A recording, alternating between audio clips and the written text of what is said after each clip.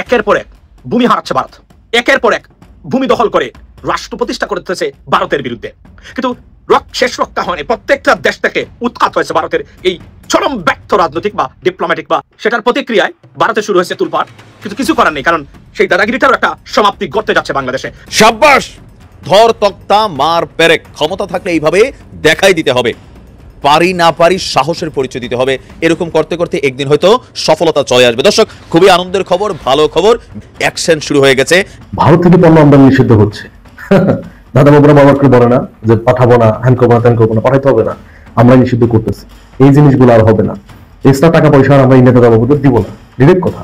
একটা শুভ সংবাদ দিচ্ছি, আমাদের কিংবদন্তির নায়ক, বীর মুক্তিযোদ্ধা ও সেই 1976 সাল থেকে যিনি বিদেশে অবস্থানরত, তিনি দেশে ফিরছেন। মেজর ডালিমের কথা বলছেন, তিনি একজন কিংবদন্তি, তিনি দেশে ফিরছেন।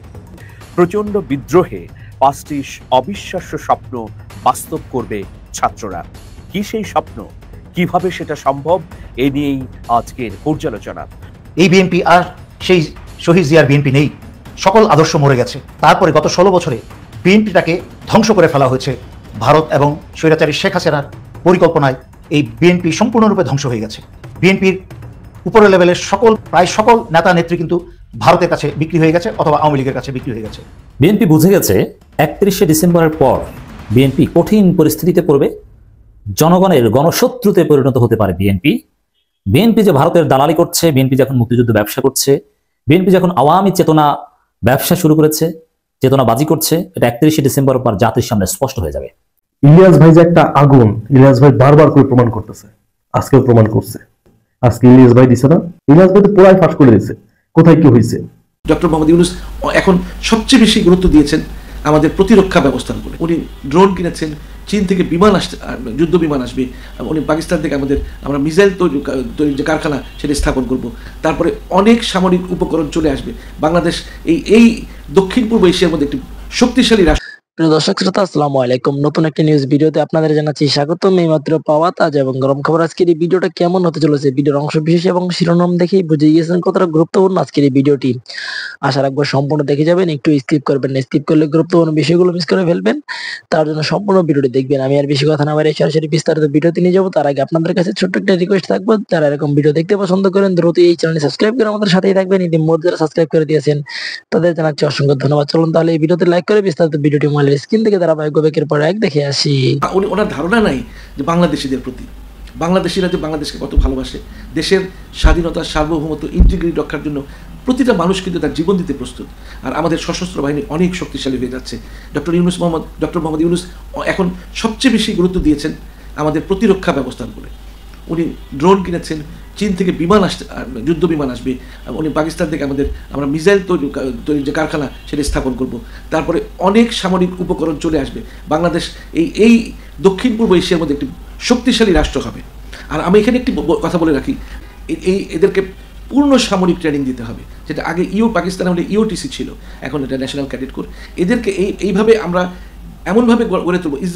ইসরায়েলের জনসংখ্যা মাত্র 90 লক্ষ, অথচ সারা মুসলিম বিশ্ব তার ভয়ে কম্পমান। আমরা বাংলাদেশকে যদি ইসরায়েলের মতো করে শক্তিশালী ছোট্ট একটি দেশে, গ্রেটার ময়মনসিংহের সমান একটা দেশ, এই দেশকে আমরা, অথচ বাংলাদেশে 18 কোটি লোক, তার মধ্যে বেশিরভাগ লোকই দেশকে ভালোবাসে, কিছু লোক ছাড়া, আওয়ামী ঘরানার লোকজন ছাড়া, যারা দেশকে ভালোবাসে না। আমরা যদি এই 18 বছর থেকে শুরু করে 40 বা 45 বছর বয়স সবাইকে সামরিক ট্রেনিং দিয়ে রাখি, আমরা যদি আমাদের দেশকে ঠিক ইসরায়েলের মতো করে একটি ছোট দেশ হলে কিভাবে শক্তিশালী করতে পারি। আকারে ছোট কিন্তু জনসংখ্যার দিক দিয়ে কিন্তু বিশ্বের অন্যতম একটি প্রধান দেশ। তো মিঠুন চক্রবর্তী কি বলতে চান, যে ভারত আমাদেরকে কোনো গুরুত্বই দিবে না? আমরা যে কত শক্তিশালী হয়ে যাচ্ছি, যে 2025 2030-এর মধ্যে বিশ্ব তাকিয়ে দেখবে যে বাংলাদেশ সব দিক দিয়ে, সামরিক দিক দিয়ে সবচেয়ে শক্তিশালী দেশ হয়ে যাচ্ছে। ভারত থেকে পণ্য আমদানি নিষিদ্ধ হচ্ছে।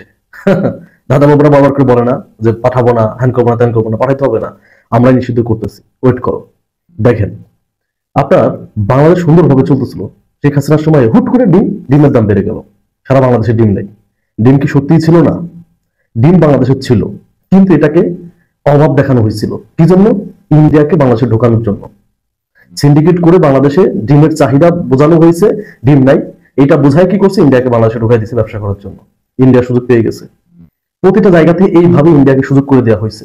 আপনি একটা জিনিস চিন্তা করেন, সবকিছু নর্মাল ভাবে চলতেছে, হুট করে একটা জিনিসের দাম যদি 2 টাকাও বেড়ে যায়, 2 টাকাও যদি বেড়ে যায়, আর ওই জিনিসের যদি চাহিদা প্রতিদিন, আমরা তো 18 কোটি জনগণের একটা দেশ, 18 থেকে 20 কোটি, ওই জিনিসের চাহিদা যদি প্রতিদিন 5 কোটি হয়, ধরেন ডিমের চাহিদা ধরেন 5 কোটি সাপোজ, তা ডিম যদি প্রতিদিন 5 কোটি ডিম লাগে, তাহলে যদি প্রতিটা ডিম থেকে যদি 2 টাকা করে বের হয়ে যায়, 10 কোটি টাকা চলে গেছে। কিন্তু এই সুযোগটা কে করে দিছিল? শেখ হাসিনা। ইন্ডিয়ার সাথে যুদ্ধ চলতেছে এক প্রকার, আমাদের মানে কথার যুদ্ধ চলতেছে। ইন্ডিয়া পণ্য দিবে না, হ্যান করবে না, ত্যান করবে না, অনেক পণ্য নষ্ট হয়েছে ইন্ডিয়াতে। যেহেতু ইন্ডিয়াতে পেঁয়াজ আলু নষ্ট হয়েছে, তাহলে কি হওয়ার কথা ছিল? বাংলাদেশে এই জিনিসগুলোর দাম বৃদ্ধি পাওয়ার কথা ছিল। কেন? কারণ এগুলো তো আমাদের দেশে আসতে পারেনি, সেক্ষেত্রে দাম বাড়ার কথা ছিল। কিন্তু ঘটনা ঘটছে উল্টা। কি হয়েছে? বাংলাদেশের জিনিসের দাম আরো কমছে। কি জন্য কমছে? এবার এই যে আপনার গ্রীষ্মকালীন পেঁয়াজ উৎপাদন হয়েছে, গ্রীষ্মকালীন পেঁয়াজ উৎপাদন হওয়ার জন্য ইন্ডিয়ার পেঁয়াজের উপর কিন্তু আমাদের চাহিদা নাই, অটোমেটিক কিন্তু পেঁয়াজের দাম কমে গেছে, আলুর দামও কমে গেছে, আলুর দাম কমছে, পেঁয়াজের দাম, সবকিছুর দাম কমে গেছে। এটা জিনিসটা বোঝেন। এইভাবে তো আমরা একটা মার্কেট করে দিচ্ছি যেগুলো আমাদের প্রয়োজন না, তারপরেও আমরা ইন্ডিয়ার বিভিন্ন সুযোগ সুবিধা নেওয়ার জন্য। শেখ হাসিনা যেমন ইন্ডিয়াকে সবকিছু দিচ্ছে কি জন্য? কারণ সুযোগ সুবিধা নিবে। নিজেও বলছে শেখ হাসিনা যে আমি যা দিছি ইন্ডিয়াকে কখনো ইন্ডিয়া বলতে পারবে না, এটা তো বলছে যে আমি যা নিজে দিছি এটা কখনো বলতে পারবে না। না, সেদিন শেষ। অপ্রয়োজনীয় কোনো জিনিস আমরা ইন্ডিয়া থেকে আমদানি করব না। যে জিনিসগুলো আমরা উৎপাদন করতে পারবো সেগুলো দেশেই করতে হবে। মূলত দেখেন, উৎপাদন যেগুলো হয় এগুলা কিন্তু অধিকাংশই মনে করেন যে ব্রোকাররা করে সুযোগ সুবিধা নেওয়ার জন্য। বাংলাদেশের থেকে ভালো ভালো জিনিস হচ্ছে বাংলাদেশের পোশাক যায় ইউরোপ আমেরিকাতে, আর আমরা ইন্ডিয়ান পোশাক আমদানি করি ইন্ডিয়ান পোশাক। তারপর আপনার অধিকাংশ জিনিস যেটা প্রয়োজন না, তারপর আমরা ইন্ডিয়া থেকে আনতেছি। এই জিনিসগুলো আর হবে না। এক্সট্রা টাকা পয়সা আর আমরা ইন্ডিয়াতে দাবাবুদের দিব না, ডিরেক্ট কথা। ইন্ডিয়াতে দাবাবুদের আমরা এক্সট্রা টাকা পয়সা দিব না। দেখেন, আমাদের পেঁয়াজের চাহিদা হচ্ছে 35 থেকে 36 লক্ষ মেট্রিক টন, 35 থেকে 36 লক্ষ মেট্রিক টন, কিন্তু আমরা উৎপাদন করি কতটুকু? 30 থেকে 32 লক্ষ মেট্রিক টন। তারপর আমরা প্রতি বছর এই 10 লক্ষ মেট্রিক টন ইন্ডিয়াকে ধরা থাকি। শেখ হাসিনা কি এই যে পেঁয়াজ সংরক্ষণের জন্য কোন উদ্যোগ নিছে? বাংলাদেশের কৃষকদের ডিমোটিভেট করছে। বাংলাদেশের কৃষকদের শুধু নামেই বলছে যে এক জায়গা খালি রাখবে না। বাংলাদেশের সব জিনিসের দাম, সারের দাম, ওষুধের দাম বাড়াই দেওয়া হয়েছে। কৃষক মানে উৎপাদন করতে পারে নাই। কৃষক ভয় পাইছে যে আমি উৎপাদন করবো না, উৎপাদন করতে দাম পাচ্ছে না। এই যে বাংলাদেশের চামড়াটাকে ধ্বংস করে দেওয়া হয়েছে, চামড়া শিল্পকে কেন? প্ল্যান করে ইন্ডিয়ার মার্কেট ধরাই দেওয়ার জন্য এই কাজগুলা করছে। এই কাজ আর হবে না। ইন্ডিয়ার দাদাবাবুরা অলরেডি বাংলাদেশের মার্কেট হারাই ফেলছে, আরো হারাই ফেলবে। পেঁয়াজের দাম কমছে। আগে বলছে, শেখ হাসিনা বলতো, আওয়ামী লীগ বলতো ইন্ডিয়ার সাথে টক্কর দিব, ইন্ডিয়া পেঁয়াজ না দিলে তো পেঁয়াজ খাইতে পারবো না। এই টক্কর আর ইন্ডিয়া এখন দিতে পারবে না। ঠিক আছে, এই টক্কর আর ইন্ডিয়া দিতে পারবে না। দেখবেন এই যে সিদ্ধান্ত নিছে যে অপ্রয়োজনীয় জিনিসগুলো যেগুলো আমরা উৎপাদন করতে পারি সেগুলো আমদানি করবো না, এই সিদ্ধান্তে দেখবেন বাংলাদেশের যে বৈদেশিক মুদ্রা, রিজার্ভ আরো বেড়ে যাবে। জুলাই বিপ্লবের নেতাদের উদ্দেশ্যে একটি কথাই বলবো, যে এই যে সংবিধানের কবর রচনা ও আওয়ামী লীগকে অপ্রাসঙ্গিক ঘোষণা করা, এই যে দাবি দাওয়াগুলো, এটা আরেকটু স্পষ্ট এবং সুনির্দিষ্ট করতে হবে। বরং আমি তোমাদেরকে বলবো, তোমাদের এই ঘোষণার উদ্দেশ্য যেন অত্যন্ত সুনির্দিষ্ট হয় ও তা প্রয়োগের ও আদায়ের যেন একটা নির্দিষ্ট ও বাস্তব ভিত্তিক সময়সীমা বেঁধে দেওয়া হয়। তোমরা যদি সেটা নিশ্চিত না করো, তাহলে তোমাদের যেই ঘোষণা, সেই ঘোষণা এবং উদ্দেশ্যটা দুর্বল হয়ে যাবে এবং তা ফলপ্রসূ না হওয়ার সম্ভাবনাই বেশি। বাংলাদেশের সংবিধান সংক্রান্ত বিষয়ে জ্ঞান রাখেন এমন অনেক মুরব্বী ব্যক্তি আছেন, সুতরাং আমি সংবিধান নিয়ে বেশি কথা বলবো না। তবে প্রফেসর আলী রিয়াজকে যেহেতু দায়িত্ব দেওয়া হয়েছে, ওনার উপর আমার যথেষ্ট আস্থা আছে। আওয়ামী লীগকে অপ্রাসঙ্গিক ঘোষণা করাটা আসলে এর মাঝখানে কি ফল বা কি উদ্দেশ্য আমি বুঝতে পারছি না। বরঞ্চ আমাদেরকে সরাসরি বলতে হবে যে আওয়ামী লীগের নিবন্ধন বাতিল করতে হবে, ছাত্রলীগের মতো আওয়ামী লীগকে একটা জঙ্গি সংগঠন হিসাবে আখ্যায়িত করতে হবে। কারণ আওয়ামী লীগ যেই পরিমাণ গণহত্যা এবং অপরাধ সংগঠন করেছে বাংলাদেশে, তাই যথেষ্ট আওয়ামী লীগের নিবন্ধন বাতিল করা এবং আওয়ামী লীগকে একটা জঙ্গি সংগঠন হিসেবে আখ্যায়িত করা। তাই তোমাদের দাবিগুলো অত্যন্ত স্পষ্ট, সুনির্দিষ্ট হতে হবে। বিএনপির যে করুণ অবস্থা দেখছি, তাতে আমি ভবিষ্যতে বিএনপির মাধ্যমে এই দেশে কোনো স্থিতিশীলতা এবং অবস্থার কোনো পরিবর্তনের সম্ভাবনা দেখছি না। বিএনপি যতদিন পর্যন্ত নিজেদের ভিতরে সংস্কার নিশ্চিত না করতে পারবে, এই বিএনপির কাছ থেকে কিছু আশা করা যায় না। এই বিএনপি আর সেই শহীদ জিয়ার বিএনপি নেই, সকল আদর্শ মরে গেছে। তারপরে গত 16 বছরে এই বিএনপিটাকে ধ্বংস করে ফেলা হয়েছে ভারত এবং স্বৈরাচারী শেখ হাসিনার পরিকল্পনায়। এই বিএনপি সম্পূর্ণরূপে ধ্বংস হয়ে গেছে। বিএনপির উপরের লেভেলের প্রায় সকল নেতা সবাই না হলেও প্রায় সকল নেতা নেত্রী কিন্তু ভারতের কাছে বিক্রি হয়ে গেছে অথবা আওয়ামী লীগের কাছে বিক্রি হয়ে গেছে। ভারত আওয়ামী লীগ একই কথা, তাদের পকেটে বিক্রি হয়ে গেছে। আর স্বৈরাচারী শেখ হাসিনা পালানোর পরে এই বিএনপি আওয়ামী লীগের হাতে, দেশে থাকা লোকজনের, আওয়ামী লোক সন্ত্রাসীদের কাছে যত টাকা পয়সা আছে, এই টাকা পয়সাগুলো আদায়ের জন্য তাদেরকে, আওয়ামী লীগের ব্যক্তিবর্গকেই পুনর্বাসন করার চেষ্টা করে চলেছে বিএনপি। একই সাথে সারা দেশে চাঁদাবাজি এবং অন্যান্য অপরাধে জড়িয়ে পড়েছে বিএনপি। বিএনপির কেন্দ্রীয় নেতৃত্বের কোনো নিয়ন্ত্রণ বিএনপির উপরে নেই। তাই আমি ছাত্রদের উদ্দেশ্যে বলবো, বাংলাদেশের স্বাধীনতা, সার্বভৌমত্ব নিশ্চয়তার জন্য বাংলাদেশে নতুন রাজনৈতিক দল গঠন অত্যন্ত প্রয়োজনীয় হয়ে উঠেছে। তাই তোমাদেরকে নতুন রাজনৈতিক দল গঠন করতে হবে। আমি শুনেছি বা পড়েছি যে জাতীয় নাগরিক কমিটি কোনো রাজনৈতিক কর্মকাণ্ডে জড়াবে না। তারা যেই সরকারই আসুক না কেন তাদেরকে জবাবদিহি করতে বাধ্য করবে, যা আমার খুব ভালো লেগেছে এবং তাকে আমি সমর্থন করি। তোমাদের বিশাল ভূমিকা রাখার এখানে সুযোগ আছে, তাই তোমরা সেই ভূমিকা রেখে যাও। পাশাপাশি তোমরা বাংলাদেশে একটা শক্তিশালী রাজনৈতিক দল গড়ে তোলো, কারণ একটা শক্তিশালী রাজনৈতিক দল গড়ে না উঠলে ভবিষ্যতে নির্বাচনে একটা রাজনৈতিক ভারসাম্য রক্ষা করা কঠিন হবে। আর যখনই রাজনৈতিক ভারসাম্য না থাকবে তখনই কিন্তু আবার একটা স্বৈরাচার তৈরি হবে। জামাতের সংগঠন শক্তিশালী, কিন্তু জামাতের সেই নেতৃত্ব আর নেই।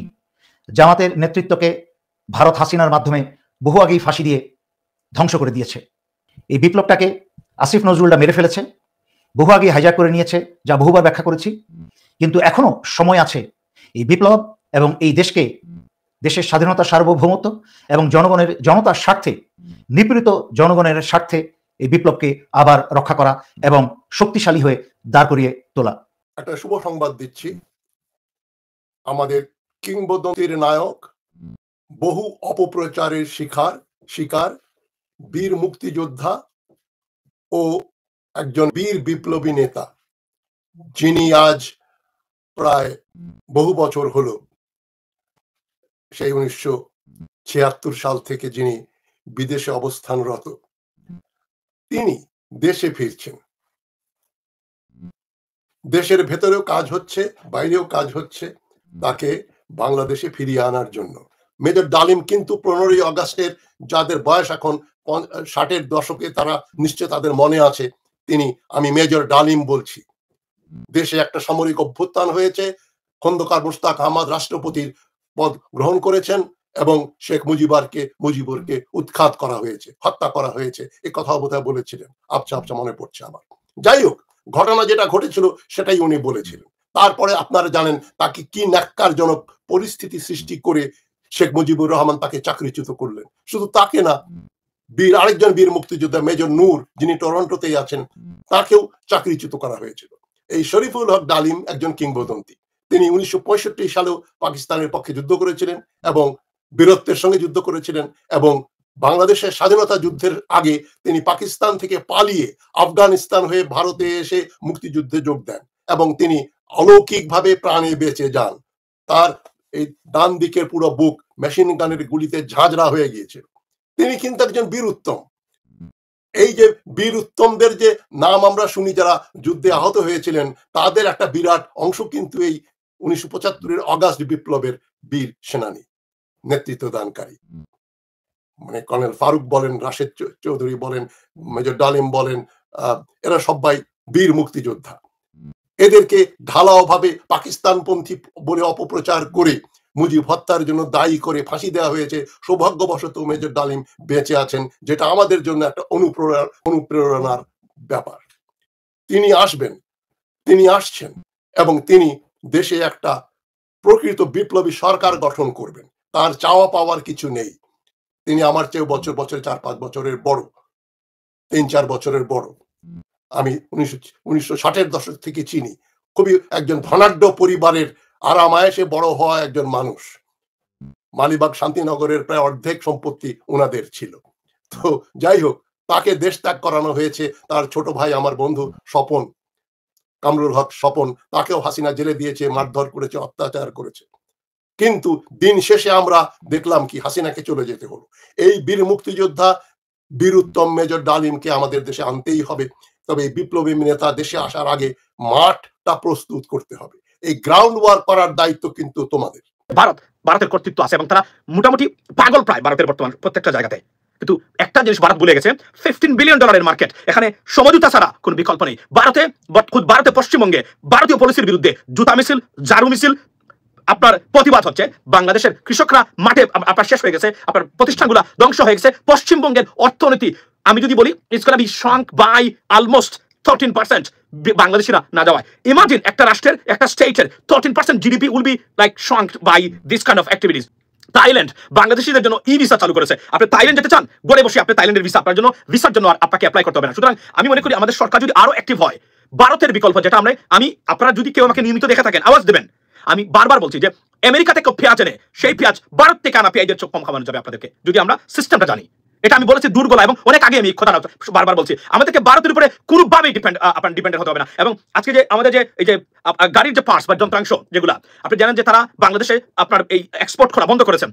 এই জন্য আমি এটা একটা it's like don't be worried about it, it's a wake up call for বাংলাদেশিস। For example, কিভাবে আপনি বুঝতে হবে কোনো বিষয়ে ভারতের উপর ডিপেন্ড করে বা নির্ভর করে আপনি চলতে পারবেন না বাংলাদেশ হিসাবে। এটা আমাদের রাজনীতিবিদ, কর্তৃত্ববাদী বর্তমানে যারা দায়িত্বে আছেন, সরকারে আছেন, বোঝার চেষ্টা করবেন। ভারতের উপরে কোনো বিষয় যদি আপনি ডিপেন্ড করে রাষ্ট্র পরিচালনা করতে চান, যে কোনো সময় আপনি কলাপ করবেন ওই সেক্টরটা, ওই খাতটা। সুতরাং এটা ওয়েক আপ কল। এবং আমাদের পলিটিশিয়ানরা আগামীতে যারা রাষ্ট্র ক্ষমতায় যাবেন, জানি না কে যাবেন, যে অবস্থা চলছে বর্তমানে, I am watching very closely the political dimension in our country. এবং বিএনপি জামায়াত ইসলামীর ভিতরে যে দ্বন্দ্ব এবং বর্তমানে যে বিভাজন তৈরি হয়েছে, বিভীষিকাময় অবস্থার মধ্য দিয়ে যাচ্ছে মনে হচ্ছে। সুতরাং I am watching it, I have something to say about it, and I would do that, ladies and gentleman, maybe later, because আমার সময় নাই, এর জন্য আমি এই বিষয়টা এখন আনতে পারতেছি না। এবং এই যে বর্তমানে দেখেন ভারতের, অর্থাৎ প্রত্যেকটা জায়গায় ভারতের পরাজয়, ভারতের পলিসি এতটা ডিজাস্টারিয়াস, প্রত্যেকটা জায়গায় তারা ডিজাস্টারিয়াস ওয়েতে পরাজয় এবং নিঃশেষ করে দিচ্ছে ভারতীয়দের। এবং খুব ভারতে নরেন্দ্র মোদীর বিরুদ্ধে যদি দেখেন কখনো আন্দোলন শুরু হয়েছে, সংগ্রাম শুরু হয়েছে, যা বাংলাদেশ থেকে চলে গেছিল পাকিস্তানে, পাকিস্তান থেকে সিরিয়া, সিরিয়া থেকে ইজিপ্ট, ইজিপ্ট থেকে অন্য দেশে যেতে পারে যে কোন সময়, আর কয়েকটা দেশ আছে অন দ্য লাইন, যে কোন সময় এগুলাতে শুরু হবে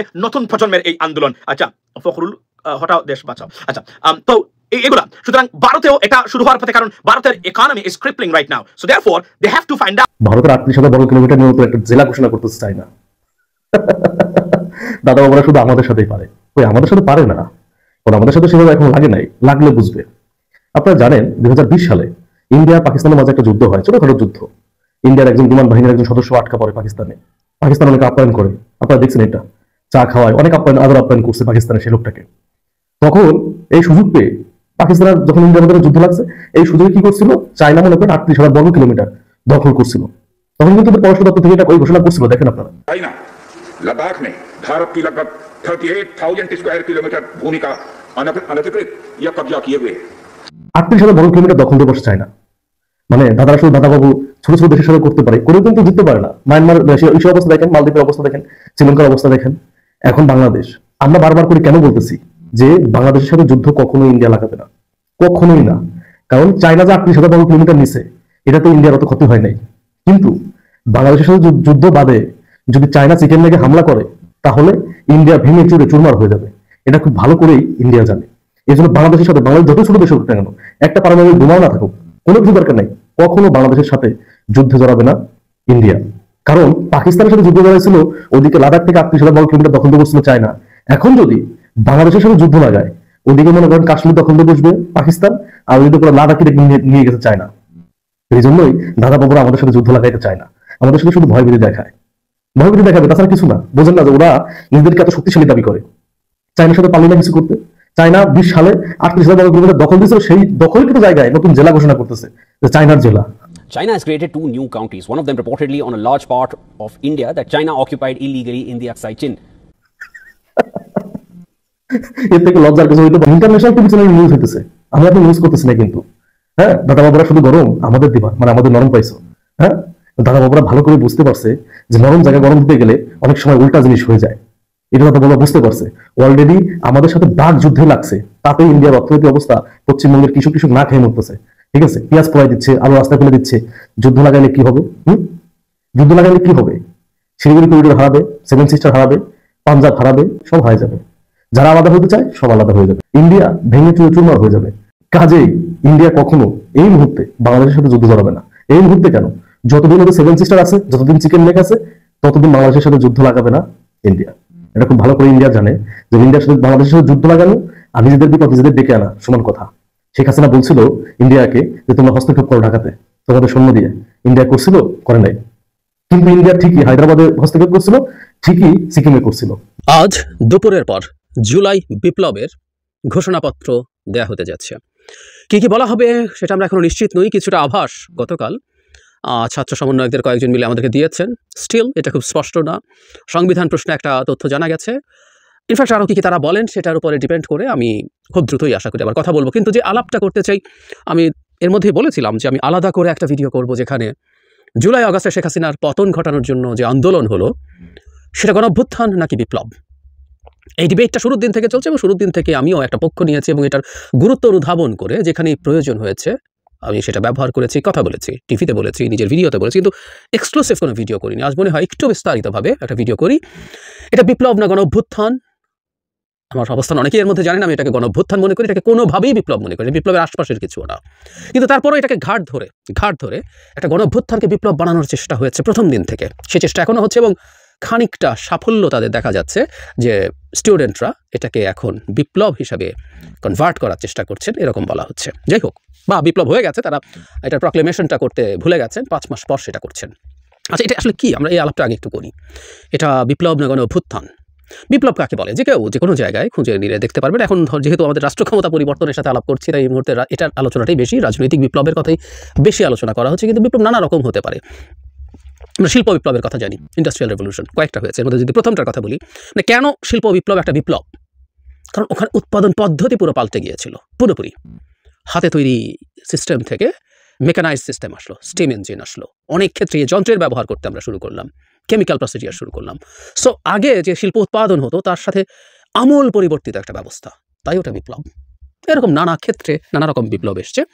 আর রাষ্ট্রক্ষেত্রে বিপ্লব আমরা বলবো, পলিটিক্যাল বিপ্লব বলবো, সেটাকে যে কেউ চেক করে নিতে পারেন, এটা ডেফিনেশন বিভিন্ন জায়গায় দেয়াই আছে। সেটা হলো একটা রাষ্ট্রের রাজনৈতিক ব্যবস্থা পুরো পাল্টে দেয়া। একটা বিপ্লব তখনই আমরা বলবো যেটা সেটা করে। যেমন নিকট অতীতে ইরানে বিপ্লব হয়েছে। ইরানে আগে যে সিস্টেমটা ছিল সেটাকে পুরো পাল্টে দিয়ে একটা ইসলামী শরিয়া বেসড রাষ্ট্র ওখানে তৈরি হয়েছে, ওটা বিপ্লব। তার আগে কমিউনিস্ট রেভলিউশন ইন চায়না 49-এ হয়েছে, ওটাও বিপ্লব। কারণ এর আগে চিং ডাইনেস্টির পরে সেখানে কুমিংটাও একটা মোটা দাগের আধুনিক রাষ্ট্র প্রতিষ্ঠা করেছিল, তাদেরকে ওভারথ্রো করে তাদের সিভিল ওয়ারে জিতে। ওটা কমিউনিস্ট রেভলিউশন, ওটা রেভলিউশন, কারণ আগের যে সিস্টেম ছিল সেই সিস্টেম পুরোটা পাল্টে দেওয়া হয়েছিল।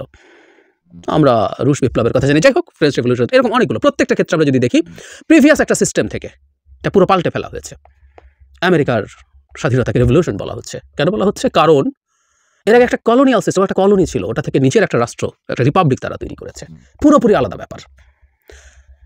একইভাবে আমরা যখন বিপ্লব বলবো কোনো কিছুকে, তখন সেটাকে এমন একটা সিস্টেমের, পলিটিক্যাল, ইকোনমিক, সব সিস্টেমের একটা মেজর আমূল পরিবর্তন আমরা দেখতে চাইবো, সেটা বিপ্লব।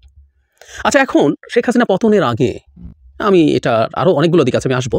প্রাথমিকভাবে যারা এই মুভমেন্ট করেছে তারা শেখ হাসিনা পতন পরবর্তী সময় কি বাংলাদেশের রাজনৈতিক অর্থনৈতিক ব্যবস্থা পুরো পাল্টে ফেলার চেষ্টা করেছে? কারো মাথায় ছিল? বা শেখ হাসিনাকে নিয়ে আমাদের আসলে অভিযোগটা কী ছিল আমরা যদি এভাবে বলি? খেয়াল করবো আমরা, শেখ হাসিনা নির্বাচনটা জোর বাতিল করে দেন নাই। তিনি বলেন নাই যে আমি এত পাওয়ারফুল, আমার নির্বাচন লাগবে না। উনি কিন্তু নির্বাচন করেছেন এবং উনি বলতে চেয়েছেন নির্বাচনী ব্যবস্থাটা ভালো আছে। উনি সুষ্ঠু নির্বাচনের মাধ্যমে দেশের প্রধানমন্ত্রী নির্বাচিত হয়েছেন।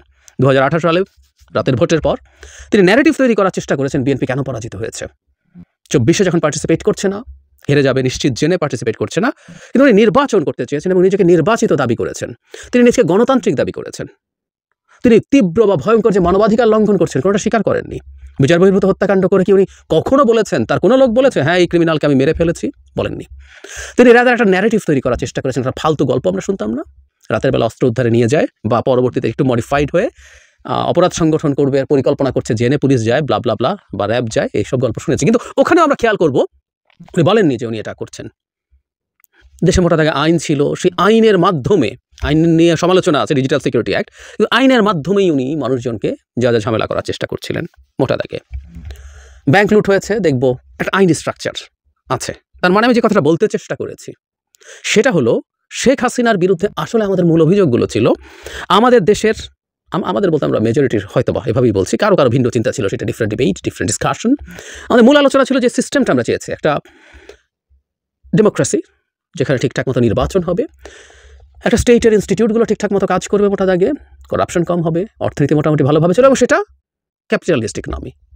কেউ কেউ ফ্রি মার্কেট চান, কেউ আধা ফ্রি মার্কেট চান, কেউ ওয়েলফেয়ার চান, ঘুরে ফিরে তারপরে এগুলো প্রত্যেকটা ক্যাপিটালিস্ট ইকোনমি, কেউ সোশ্যালিস্ট ইকোনমিটা আমি চান নাই। এইরকম কতগুলো চাওয়া মানুষের ছিল। শেখ হাসিনা ওগুলোকে নষ্ট করেছেন, উনি ক্ষমতায় এসে ওগুলো প্রত্যেকটাকে ম্যানিপুলেট করেছেন, অ্যাডাল্টারেট করেছেন। এবং শেখ হাসিনাকে যখন আমরা সরাতে চেয়েছি, আমাদের আসলে এক্সপেকটেশন ছিল ওই সিস্টেমটা আমরা ঠিকঠাক মতো রান করাবো। আমরা চাইনি যে এই সিস্টেমটাই পাল্টে ফেলে আমূল ভিন্ন একটা রাজনৈতিক ব্যবস্থা, ভিন্ন একটা অর্থনৈতিক ব্যবস্থা চালু করি। কারো এক্সপেকটেশন ছিল না। সুতরাং যে এক্সপেকটেশনই কারো কাছে ছিল না, আমি সো কল্ড রেভলিউশন এদের ছিল কিনা সেই জায়গায় আসছি, কিন্তু যারা মুভমেন্টে এসছেন মেজরিটির বা প্রায় সবারই এটা ছিল না। তাহলে রেভলিউশনের প্রশ্ন আসে কোত্থেকে?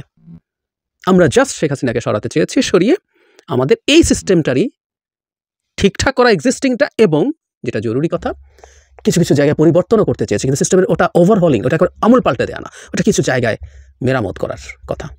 সিস্টেমের, আবারও বলছি, সিস্টেম ম্যানিপুলেট, আমরা সিস্টেম পাল্টাতে চাইনি।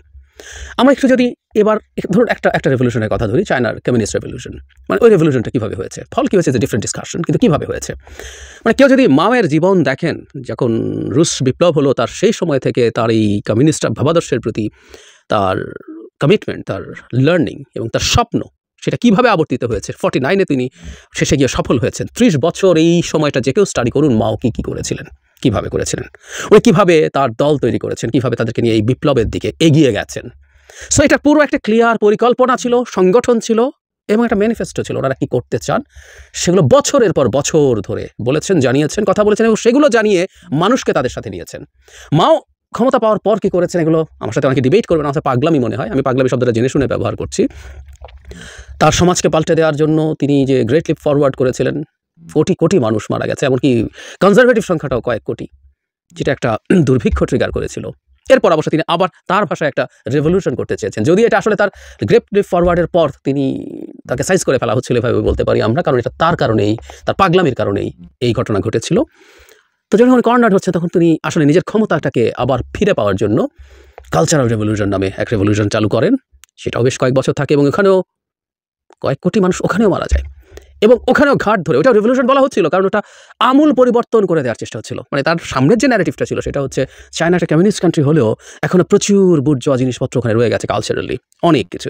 ফলে খুঁটিনাটি শিল্প সাহিত্য সংস্কৃতি থেকে শুরু করে নানা স্থাপনা যাতা করা হয়েছে, এবং এর সাথে যে মানুষগুলো কমপ্লাই করছিলেন না তাদেরকে হত্যা করা হয়েছে, সুইসাইড করতে বাধ্য করা হয়েছে। কিন্তু আমরা যে কথাটা বলবো, মাওয়ের এই যে যাবতীয় কাজ, সেগুলো হতে পেরেছিল তার এই চিন্তার সাথে কমপ্লাই করা কোটি কোটি মানুষের।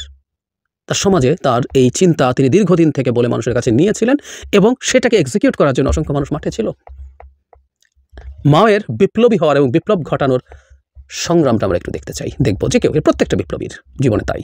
লেনিন যে কেউ পড়তে পারেন, উনি কী করেছেন জানতে পারেন। এখন আমাদের সমস্যা হচ্ছে, কেন আসলে এটাকে বিপ্লব বানানোর চেষ্টা হচ্ছে। আমাদের সমাজে কিছু লোকজন আছেন যারা বিপ্লবী সাজতে চান, আমি কথাটা বলছি কারণ আপনি বিপ্লবী নন, কিন্তু আপনি বিপ্লবী সাজতে চান। ফলে যেটা হয়েছে, বিপ্লবী হওয়ার জন্য যে সাধনা, বিপ্লব করে রেজাল্ট কী হবে, আই রিপিট, সেটা ডিফারেন্ট আলোচনা। চাইনা যে শেষ পর্যন্ত সেই জায়গায় এসে পৌঁছেছে, এটা র্যাদার কমিউনিস্ট বিপ্লবকে ডিফাই করে হয়েছে। যে অর্থনৈতিক ব্যবস্থা, এটা মোটা দাগে আসলে কিছুটা ভিন্নতা সহ একটা ক্যাপিটালিস্ট ইকোনমি, যেটা দেং শপিং করেছেন, সেটা আজকে চায়নাকে এভাবে তৈরি করেছে। সো মাও যে রেভলিউশন করেছিলেন, তার ফল কেমন হয়েছে আমরা জানি, কিন্তু কথাটা সেটা না। কথা হচ্ছে, যিনি অন্তত সেটা করতে চান, তার পেছনে ত্যাগ, তিতিক্ষা, শ্রম, সাধনা সব কিছু যুক্ত হতে হয়। আমাদের কি এই জুলাই আগস্টের জন্য সিস্টেম্যাটিকলি কেউ কখনো একটা বিপ্লব তৈরি করার জন্য সংগঠন তৈরি করেছেন, সেই বিপ্লবের জন্য মুভমেন্ট শুরু করেছেন, সেই বিপ্লবের ইশতেহার তৈরি করেছেন? Is there anybody? আমি তো বরং শেখ হাসিনার বিরুদ্ধে ঢালাও ক্রমাগত আন্দোলন করেছে পলিটিক্যাল পার্টি, বিএনপি সবচেয়ে বেশি করেছে, জামায়াত 13-14 পর্যন্ত করেছে। এরপর তাদের এক ধরনের চুপ হয়ে যেতে দেখি আমরা। সবচেয়ে দীর্ঘ সময় ঘোষণা দিয়ে শেখ হাসিনাকে আমি ফেলে দিতে চাই এই সংগ্রাম, যদিও তার কোনো বিপ্লবী পরিকল্পনা ছিল না। বিএনপি তাকে ফেলে দিয়ে প্রিভিয়াস যে সিস্টেমটা আছে সেই সিস্টেমটা রেস্টোর করে তার ভাষ্য মতে সে একটা বেটার শাসন উপহার দিতে চায়, সে ক্ষমতায় যেতে চায়, সে শেখ হাসিনাকে ফেলে দিতে চেয়েছে। কিন্তু উদ্দেশ্য এটা। আর কার কি উদ্দেশ্য ছিল? কোথায় এটা বিপ্লব? একটা কোটা মুভমেন্ট দিয়ে এটা শুরু হয়েছিল, এবং আমরা খুব ভালোভাবে দেখেছি এটা কিভাবে ইভলভ করেছে। কোটা হয়ে গেলে কি হতো না হতো সব আমরা খুব ভালো মতো জানি। শেষ পর্যন্ত খুনোখুনি শুরু হলো, একটার পর একটা ঘটনা ঘটলো, ঘটতে ঘটতে শেখ হাসিনার পতন হলো। এবং শেখ হাসিনার পতনের জন্য নেমে এসেছিলেন বিভিন্ন রকম মানুষ, পলিটিক্স মানে সরাসরি রাজনীতি করেন, বিএনপি, জামায়াত, গণতন্ত্র মঞ্চ, এরকম আরও অনেকগুলো রাজনৈতিক দল, সাধারণ মানুষ, একেবারে সাধারণ মানুষ, অভাবী মানুষ রাস্তায় নেমে এসেছিলেন। তার ফলাফল এটা। ভার্সিটির ছাত্র, গভর্নমেন্ট, প্রাইভেট, মাদ্রাসা স্টুডেন্টস, স্কুল কলেজের স্টুডেন্ট সবাই নেমে এসেছিলেন, মারা গিয়েছিলেন। সবাই তার প্রয়োজনে জাস্ট শেখ হাসিনাকে পতন ঘটাতে হবে, এটাই তাদের প্রধান চাওয়া। এখন ওটার অন টপ অফ দ্যাট দাঁড়িয়ে একদিন আগে ফ্যাসিবাদের পতন এবং ফ্যাসিবাদী ব্যবস্থা ফিরে না আসার ঘোষণা দিয়ে দিলে সেটা বিপ্লবের ইশতেহার হয়ে গেল। খুবই হাস্যকর, আমি হাস্যকর শব্দটাও কনসিয়াসলি বলছি। এই ন্যারেটিভগুলো যারা তৈরি করতে চান খুবই হাস্যকর কথা বলেন। আমি আগেও একদিন বলেছি, আজও আবার বলি, 4 তারিখ 3 তারিখ শহীদ মিনার থেকে যদি ঘোষণা দেওয়া হতো যে শেখ হাসিনার পতন হবে, এরপর 5 বছর বা 10 বছর সেনাবাহিনী ক্ষমতায় থাকবে, তারপরও মানুষ শেখ হাসিনার পতন চাইতে বলে আমি বিশ্বাস করি। মানুষ তখন শেখ হাসিনার পতন চাইছিল। কেউ বলেন যে শেখ হাসিনার পতন এর সাথে বিল্ট ইন ভাবেই আছে এই ব্যবস্থা যাতে ফিরে না আসে সেটার সংস্কার। হ্যাঁ, সংস্কারের সাথে বিপ্লবের সংস্কার তো সবাই বলছে, কোনো অভ্যুত্থানের পরে সংস্কার হতেই পারে। কিন্তু এখন যেটা বলা হচ্ছে এটা বিপ্লব, এটা একটা প্রক্লেমেশন থাকবে। সেই প্রক্লেমেশন করে এই বিপ্লবীরা অধিকার অর্জন করেছেন যে কোনো কিছু করে ফেলার। আমাদের নিশ্চয়ই মনে আছে এই শেখ হাসিনা পতনের পরপর খুব গুরুত্বপূর্ণ একজন পাবলিক ইন্টেলেকচুয়াল এই প্রেসিডেন্টের কাছে শপথ নেওয়াকে নিয়ে তীব্র সমালোচনা করেছেন এবং শহীদ মিনারে গিয়ে শপথ নেওয়া দরকার ছিল এবং তখন কনস্টিটিউশন পুরো বাতিল করে, এবং কনস্টিটিউশন বাতিল করে নিয়ে অত্যন্ত ভুল আর্গুমেন্ট সামনে আনা হয়েছিল যে সংবিধানে যেহেতু 7 খ আছে আমাদের ফাঁসি দিয়ে ফেলা যাবে। হাস্যকর কথা। আগেও বলেছি, আজ যেহেতু কম্প্রিহেন্সিভ একটা ভিডিও করতে চাই, একটু যোগ করে রাখি। কোর্ট এগুলো বাতিল করে দিয়েছে। এখন আমি তখনও বলতাম, আচ্ছা যদি বাতিল হয় না, আমি বললাম নতুন সংবিধান লিখে যদি আমরা কেউ লিখে দেই যে এই জুলাই আগস্ট গণ অভ্যুত্থানে যারা আছেন তারা জাতির সূর্য সন্তান এবং ভবিষ্যতের কোনো সরকার এদের যে কারো আমৃত্যু ফুলের টোকাও দিতে পারবে না, যদি লিখে রাখি শেখ হাসিনা যদি ফিরে আসে কেউ বাঁচবেন। সুতরাং কেউ যদি বলেন এই সংবিধানের মধ্যে এটা লেখা আছে বলে এটা বাতিল করতে হবে, কুযুক্তি এটা, এর মধ্যে মতলববাজি আছে, এটা ভুল। আগেও বলেছি, আবারও বলছি, সংবিধান পাল্টানো যেতেই পারে, সংবিধান আমূল পাল্টে ফেলে নতুন করে লেখা যেতে পারে, তাতে সমস্যা নেই। কিন্তু এই আর্গুমেন্টগুলো আনা হচ্ছে এবং এটার উদ্দেশ্য আমি যেটা বোধ করি, কিছু বিপ্লবী যারা মাঠেও ছিলেন না, পেছনে পরিকল্পনাকারী আসলে এই অভ্যুত্থানটার সাফল্যের উপরে সওয়ার হয়ে তাদের কিছু চিন্তা আসলে চাপিয়ে দিতে চান। এটা আসলে বিদ্যমান ব্যবস্থায় সম্ভব হচ্ছে না। যদি সকল বিপ্লব হিসেবে এটা এস্টাবলিশ করা যায়, একটা বিপ্লবী সরকার তৈরি করা যায়, তাহলে সবকিছু বাতিল করে দিয়ে, আইন সংবিধান সব সিস্টেম বাতিল করে দিয়ে মনের মতো কতগুলো অর্ডার লিখে নেক্সট সংবিধান লেখার আগ পর্যন্ত অর্ডার লিখে যা ইচ্ছে তা করা যাবে। এই আসলে খোয়াবটা।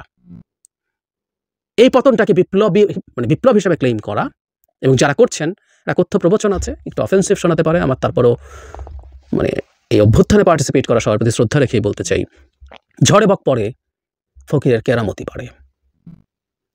মানুষ স্বতঃস্ফূর্তভাবে গণ অভ্যুত্থানে অংশ নিয়ে শেখ হাসিনা পতন ঘটিয়েছেন।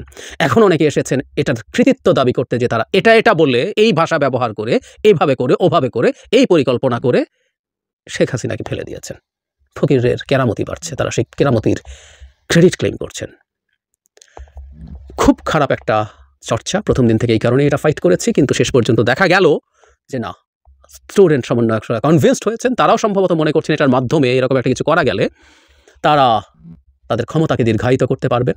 কারণ এখন নির্বাচন পিছিয়ে দেওয়ার চেষ্টা আছে, কেউ আবার বিএনপি নির্বাচন আগে চাইছে, খুব বেশি দেরি না করে। ইদানিং প্রথম একটু ডিফারেন্ট অপিনিয়ন থাকলেও জামাত এখন চাইছে, ছাত্ররা চাইছেন, এর মধ্যে তাদের দল তৈরি আছে, বা ক্ষমতার এক ধরনের আনন্দ মজা তো আছেই। সো কেউ বলে থাকতেই পারেন, আমি জানি না বলেছেন কিনা, এরকম একটা সকল বিপ্লবী সরকার, বিপ্লবী প্রক্লেমেশন ধাপে ধাপে যদি সেদিকে এগিয়ে যাওয়া যায়, সেটা তাদের জন্য দীর্ঘ সময় ধরে ক্ষমতায় থাকার সাহায্য করবে। তারা বিপ্লবী সরকার না করে ভুল করেছেন, এই কথা সমন্বয়করা প্রকাশ্যে একাধিক সমন্বয়কে একাধিকবার বলেছেন। সো এখন তারা সেটা করতে যাচ্ছেন। বটম লাইন, কেন তাহলে এটা ঘাট ধরে নেহায়াত একটা স্পন্টেনিয়াস সারপ্রাইজিং। যদি স্বৈরাচারের পতন বিপ্লব হয়, তাহলে এরশাদ পতনের পরও একটা বিপ্লব হয়েছিল। পৃথিবীতে যে গানে যত স্বৈরাচারের পতন হয় সবগুলো বিপ্লব না, এগুলো আসলে কোনোটাই বিপ্লব না। আমাদের এটাও অনেক দূরে বিপ্লব থেকে ছিল, কিন্তু গণঅভ্যুত্থানকে ঘাট ধরে এটা করানো হচ্ছে কারণ কার পরিকল্পনা আছে এটাকে বিপ্লব হিসাবে প্রতিষ্ঠিত করে, বিপ্লবী সরকার বানিয়ে সবকিছু বাতিল করে তাদের মতো করে দেশ চালাবেন। একটা নির্বাচন যদি হয়, সেই নির্বাচনে despite all the criticisms political পার্টিগুলোকে সরিয়ে তাদের ক্ষমতায়িত হওয়ার সুযোগ নাই। এ কারণে এই পলিটিক্যাল পার্টিগুলোকে তারা গালিগালাজও করছেন সমানে, দেখতে পাচ্ছি আমরা। পলিটিক্যাল পার্টি যদি এতই গালিগালাজ করে, এতই খারাপ হয়, তারা নেতৃত্ব দিয়ে পেছন থেকে গুরুত্বপূর্ণ রোল প্লে করে দুর্দান্ত সব পার্টি গড়ে তুলুন এবং নির্বাচন করুন, বাকিদেরকে পরাজিত করুন। প্রিয় দেশবাসী, শুরু থেকে শেষ পর্যন্ত যারা এই ভিডিওটি দেখেছেন সকলকে জানাই অসংখ্য অসংখ্য ধন্যবাদ। যারা এরকম নিউজ ভিডিও পেতে পছন্দ করেন তারা অবশ্যই এই চ্যানেলটি সাবস্ক্রাইব করে পাশে থাকা বেল আইকনটি বাজিয়ে দিবেন। যারা এখন এই ভিডিওটি শেয়ার করেননি, এই ভিডিওটি দ্রুত শেয়ার করে সকলকে দেখার সুযোগ করে দিন। আজকের মতন এই পর্যন্ত, দেখা হচ্ছে পরবর্তী কোনো ভিডিও নিয়ে ইনশাল্লাহ।